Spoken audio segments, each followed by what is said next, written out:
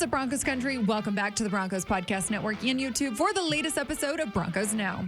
As always, I'm your host, Sydney Jones. And coming up on today's episode, we'll take a look at all 7 of the Broncos draft picks. Plus, we'll hear from head coach Sean Payton and general manager George Paton as they met the media following the 2024 NFL Draft. All that and more coming up.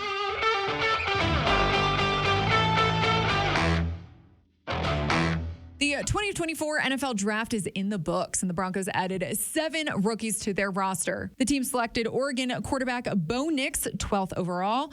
Utah outside linebacker Jonah Ellis, 76th overall. Oregon wide receiver Troy Franklin, 102nd overall.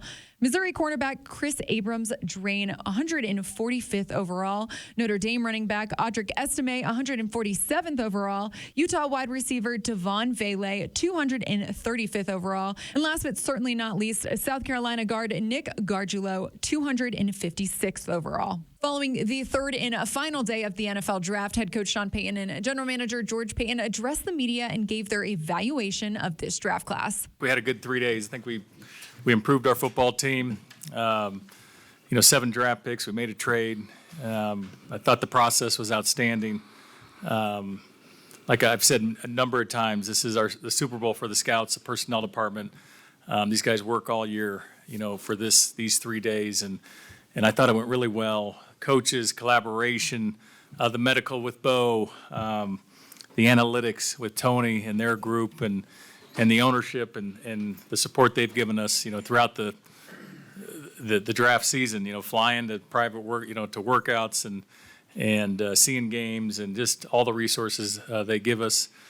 So I thought it was a good 3 days. We improved ourselves as a football team. The Broncos got the ball rolling on Thursday night when they selected quarterback Bo Nix, 12th overall, and head coach Sean Payton and general manager George Paton told the media why he was their guy from the start. With Bo, we spent a lot of time, started at the Senior Bowl Combine, private. We did a private out there in Oregon, and Sean really probably wasn't familiar with Bo early in the process, and then started watching tape. Liked him a lot, fit a lot of things Sean likes in a quarterback. And then, the private workout, where we spent, 3 hours, just meeting with Bo, just getting to know him. Sean can talk about the tests they gave him, and then just watching him throw. And so that was kind of the start, and then get through more tape, and he was just an ideal fit for what we want here.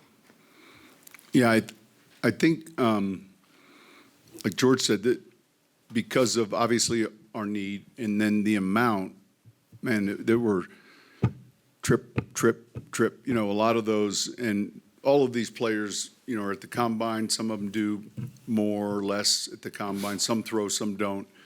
But, a lot of private workouts, a lot of their pro days. So you have a body of work to start with.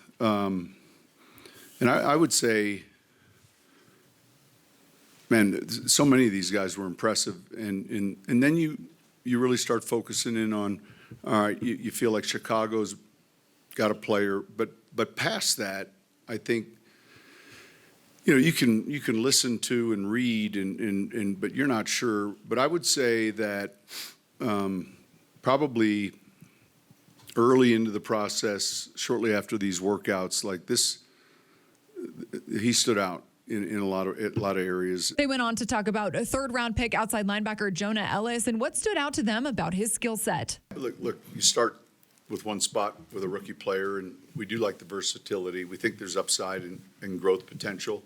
But generally speaking, when you're looking at the draft, there's certain positions that just all of a sudden, if you start projecting, how does tomorrow look, the next day look, and so a lot of times a pressure player will get a tie if there's too close. In this case, we had 2 players. He was a half a round higher, and but I think you start he's an edge player that plays with energy, effort, all those things that you look for, and real good football makeup, gift character. We'll put a blue tag on some of these guys. He had that. The team opened up day 3 by trading up to select wide receiver Troy Franklin, 102nd overall, and head coach Sean Payton talked about what went into that trade. So I think when we went home last night, George and I both, it clears out, and you're kind of looking at how the next day might unfold. I think the two of us looked at him like, man, it'd be, and we also knew that it was going to be impossible for us to wait. When the day ends, there's always these 6 players that I think around the league you feel like are going to go pretty quickly. We see him as an outside Z, really good speed. He's a guy that we were really impressed with at the line of scrimmage. We also, had combine, and then even at Bo's private workout, he was there. So probably a little bit more exposure, and there was a lot more coincidence to that than like that's just how this draft unfolds sometimes. So there was a really unique player with a high grade, call it kick it 2 rounds over, that's sitting there by himself. And so we see him as a Z. With the Broncos selecting 5 players on Saturday, the 3rd day of the draft, head coach Sean Payton talked about what he envisions for each of those guys. There's another receiver we drafted a little bit later on, Bailey. And, he's a guy that's an older player with experience. He's kind of a big slot. His comp might be a Tim Patrick type player, strong, smart. And then, then you get into specifics as that draft begins to, the further out you go, the more detached the rest of the league is with where they see players. Abrams Drain, someone we had a lot of exposure with in the offseason. Really got good versatility, kind of an outside-in corner flex. Let me see here. Estime was another, pick where, again, we're in this round, and he sat as a player we really graded well. We had a couple runners that maybe we thought might be available, but we didn't feel like this guy would be. And, he's a physical runner. But he's also someone that when you study your yards after contact, average yards per play, per run, runs over 20 yards. He's been real consistent. So that was one that, the further in this process you go, you're paying attention to the board. I don't know that we had a lot of jump balls. There were some easier possessions to look at. And then I think Nick towards the end, where there's a lot happening. I think I hit everyone's summary. Now joining me here inside the Broncos podcast studio is Broncos lead writer Eric Delala. Eric, thanks for joining me. Another draft in the books. It's busy, Sid. I know. What year is this for you? How many drafts now? A lot of drafts. I think this was draft 8. 8? This is my 5th. And it was as exciting a draft as I can remember. Obviously, the first round quarterback since I've been here. I started just a couple weeks after the Broncos took Paxton Lynch back in the day, but the first round quarterback, second highest selection of a quarterback in franchise history. I mean, you pair Bo Nix then with all the other picks they made, some exciting players, and it's an exciting draft class. Can't wait to see how they look on the field. Me too. Yeah, Eric, let's start there with Bo Nix then. Of course, head coach Sean Payton and general manager George Payton, they spoke Thursday night, got their guy. They were looking for him the entire time, loved him throughout the pre-draft process. For you, what do you love about this choice and how he's going to fit in Sean Payton's offense? Yeah, well, I think there's a lot to like about Bo Nix. I think the makeup is great. You could tell when he was here for his press conference. He's got that maturity. He's got that presence about him. I like he's kind of got like a little edge, which I like. He was asked about, you threw a lot of short passes, and he kind of jumped right back and said, I threw a lot of long passes too. I liked that. And he's just dedicated to the work that this is going to take and what comes next. I love the attitude in terms of, hey, I don't want to just be a first-round pick. I want to win games. I want to prove them right and prove why they drafted me. So from an interpersonal standpoint, all those things stand out. I think you then listen to Sean Payton and George Payton talk about Bo Nix, and it's the intelligence just in terms of how he was able to process all those kind of the tests that they gave him along the way. It's the accuracy, the most accurate quarterback in college football history. I mean, that stands out. It's the pure production. 90-plus total touchdowns. Over the last 2 years, it's spectacular from that standpoint. Sure.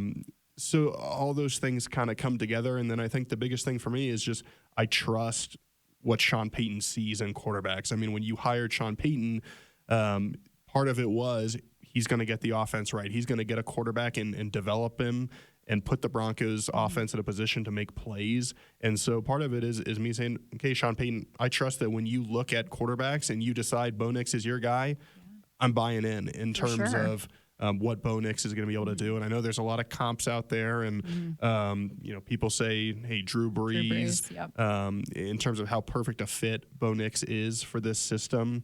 But again, I go back to Bo Nix saying, hey, that's great. I've now got to do something about that. And that's just talk.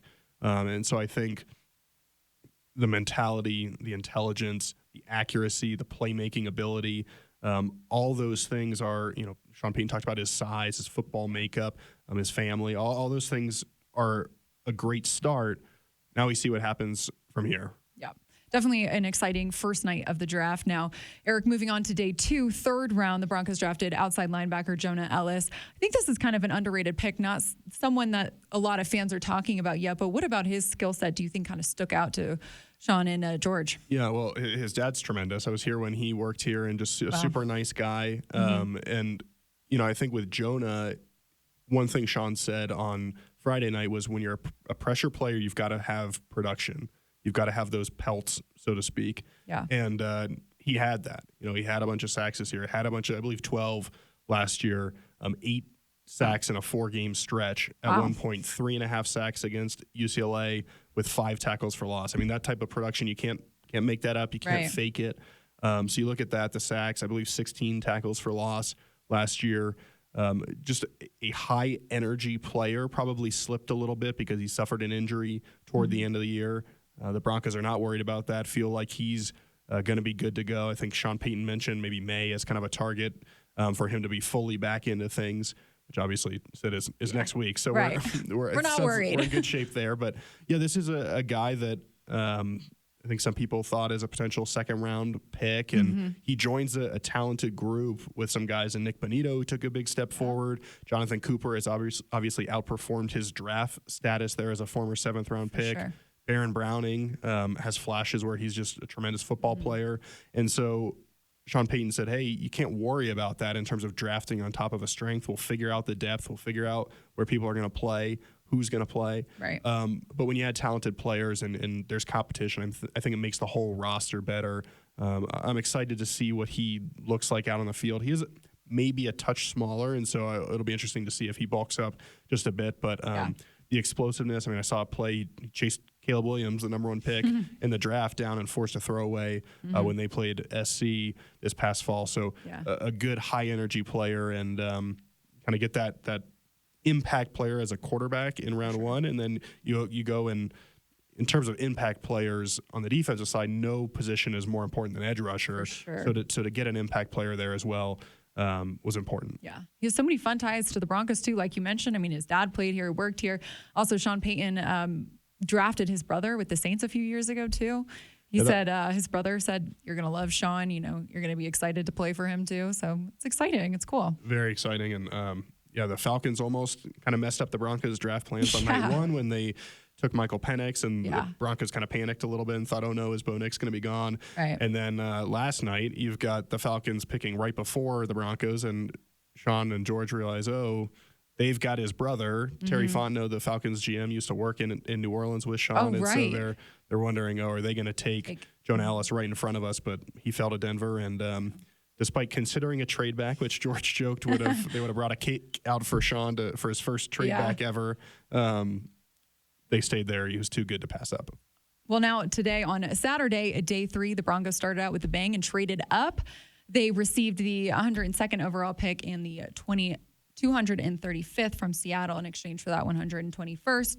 The 136th and 207th, they got Oregon wide receiver Troy Franklin. Brought in another teammate for Bo Nix. Love it. Yeah. I absolutely love it for a number of reasons. One, you've got a guy that Bo Nix knows, he's comfortable with. I think that helps the transition to the NFL. Bo is older, he's married, like he's an adult. He can handle all this. But I do think anytime you just have somebody there with you that just makes it a little bit easier.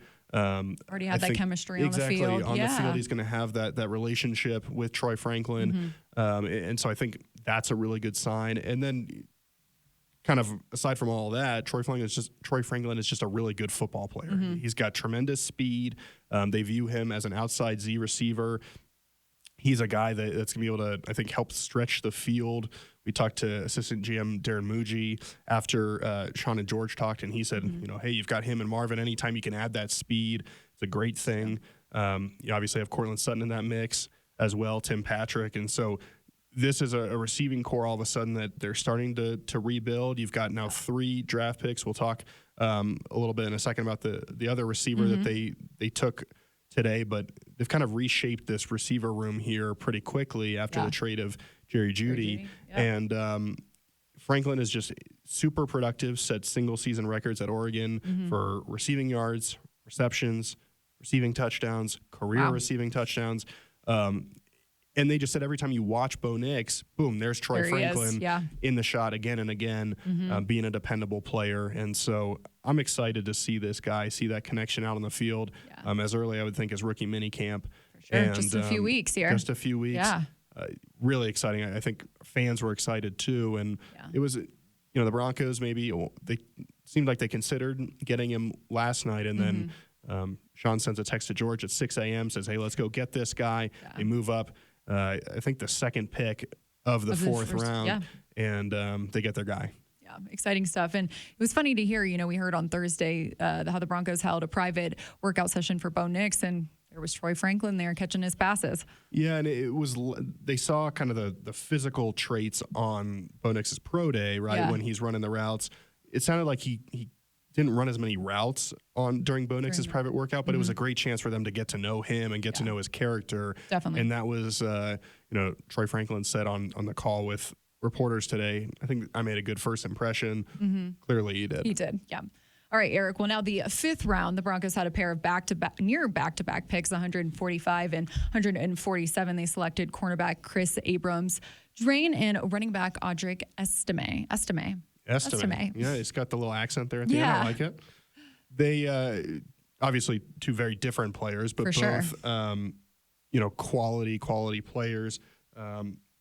In Abrams' Drain, you've got a guy who was a higher rated prospect, one of the best available prospects left on the board according to ESPN's top prospect list. He's a guy, all SEC player, second team All-American, a player that can come in, I think, and compete. You've got a lot of guys now, right, opposite of Pat Surtain. Which is a good problem to have. Good problem to have, as George Payton said in the post-draft press conference. But, you bring in Levi Wallace, you've got Damari Mathis, Riley Moss. Right. You've now got the young rookie. And so some guys there to kind of battle it out and figure out who's going to play opposite of Pat Surtain. Got some good depth. You can never have enough good corners in this league, especially when you play in a division with Justin Herbert, with Patrick Mahomes, and all the weapons that the Chiefs have. So excited to see him. And then Estime, just a bruising runner. It sounds like He's smart, big. He'll run you over. Sean Payton said they view him as a first and second down player right now to start, but smart, physical, tough. It sounded like they were excited to get him, and that there were, maybe some other running backs on the board that they considered, but they just thought, this guy's not going to fall to our next pick. We need to get him here. And just an exciting player, somebody that can hopefully be a difference maker. And again, you've got now some competition there in the backfield with Javonte Williams, Samaje Perine, Jaleel McLaughlin, some reports kind of some undrafted free agents. So that'll be a fun group to watch as well. On to the 7th round. Last but not least, the Broncos brought in another guy from Utah, wide receiver Devon Vele, and then South Carolina guard Nick Gargiulo. Yeah, Vele, an exciting player, I think, plays well in traffic, contested catches. An older player. He kind of had a mission in Samoa, he was telling us. And so he's 26 years old, but you look at the tape and it's good enough that you're like, we're going to take this guy. And, led the Utes in receiving this past year, a good physical player.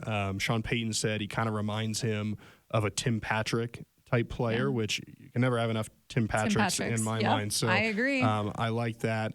And then the Broncos' last pick, you go and you find a guy that can play in the interior of the offensive line. The Broncos are listing him at guard. Smart player. Spent his first, kind of had that COVID year as well. So several years at Yale. and transfers to South Carolina for his last season. Plays at both guard and center, but it sounds like, again, the Broncos will start his career at guard. And I think at that point, Sid, it's just about finding good depth, good players that can potentially develop and grow into contributors for the team. Obviously, you're not going to hit on every single, this is kind of a larger point, you're not going to hit on every single pick, but you never know when you're going to find that diamond in the rough or find a solid contributor. 100%. I mentioned Cooper earlier, 7th round pick who became a starter. And that we know the kind of the lengthy history the Broncos have with both finding guys like TD, Shannon Sharp, late in the draft, and then undrafted players like Rod Smith, Chris Harris Jr. So you never know when you're going to find that player. But the Broncos, I think, at the end of the draft, not a lot of trading today, Sid, but they just kind of they stood pat and they found their guys. Yeah. Well, overall, Eric, as you look at this draft class, you got an initial evaluation here? Well, I think the grading thing is it's kind of silly. But it's tough at this point, right? It takes years. With Bo, I know kind of externally people are saying, oh, maybe you could have taken him 10 picks later. I don't want to hear any of that. We got our guy. They got the guy that they wanted, and you don't mess around. For sure. To get a couple extra, as George Payton said on Thursday night, to get a few extra picks, 3rd, 4th, 5th round, whatever it is, you'd be sick to your stomach if you don't get your quarterback. And so when Sean Payton and George Payton look at Bo Nix and say, that's our guy, go get him. And they got him. So that to me is a home run. Obviously we'll see what happens here, but you got the guy you wanted. And so that's a check mark in the box. And then I think you look at the rest of the class, I'm excited about some of these offensive skill players. Especially Franklin. I think you look at a guy like Ellis and you say, okay, well, can he come in and be a boost off the edge? For sure.